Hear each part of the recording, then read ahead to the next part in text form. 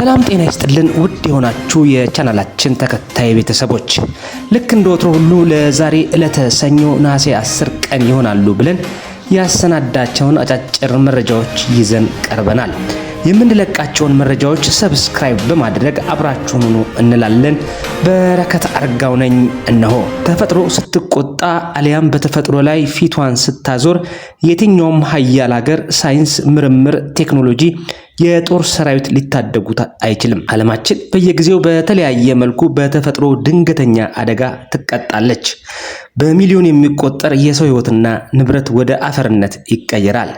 ብዙ ጊዜ የተፈጥሮ አደጋ የማያጣት በዓለማችን ሀገራት አንዷ የሆነችው ኢንዶኔዥያ ስትሆን ትላንት በደረሰው ድንገተኛ የመሬት መንቀጥቀጥና ርዕደ መሬት እስካሁን ሰዓት ድረስ ሰኞ መረጃው እስካጠናቀርንበት ሰዓት ድረስ ቁጥራቸው 55 የደረሱ ሰዎች ህይወታቸው ማለፉን ለማወቅ ችለናል።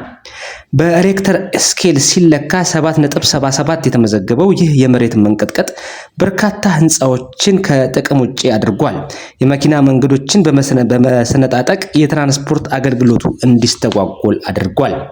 በስካሁኑ ሰዓት ድረስ የነፍስ አድን ሰራተኞች ከህንፃው ፍርስራሽ ውስጥ የሰው ልጅ ህይወትን ለመታደግ የሚያደርጉት ጥረት ቀጥለዋል። በኢንዶኔዥያ መንግስትም ህይወታቸው ላለፈባቸው ቤተሰቦች ሀዘኑን ገልጸዋል። በኢትዮጵያ ውስጥ ከቅርብ ዓመታት ወዲህ በርካታ ዓለም አቀፍ ጉባኤዎች፣ ኮንፈረንሶች በመዘጋጀት ከጀመሩ ቆይተዋል።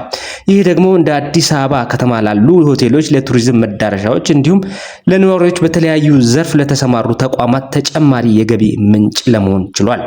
ይህን ተከትሎ በአዲስ አበባ ውጪ ወጣ በማለት ዛሬም ቀጥሎ የዋለው የዓለም አቀፍ የወጣቶች ቀን በጅማ ከተማ እየተደረገ ይገኛል። ይህ ጉባኤ በርካታ የሆኑ ሀገራት የተሳተፉበት ሲሆን ለጅማ ከተማ ከፍተኛ የሆነ መነቃቃትና ድምቀትን ሰጥቷል። ጉባኤው የተባበሩት መንግስታትን ጨምሮ በርካታ በወጣቶች ላይ የሚሰሩ ዓለም አቀፍ ድርጅቶች የተገኙ ሲሆን እጅግ በርካታ በሆኑ የወጣቶች ጉዳይ ላይ የሚነሱ ሐሳቦችና ትኩረት ይደረጋል ተብሎ ይጠበቃል። በጅማ ከተማ ወጣቶች መንደርም ሊገነባና መሰረት ድንጋይ ሊጣል መሆኑን ከተሳታፊዎች የደረሰን መረጃ ያመለክታል።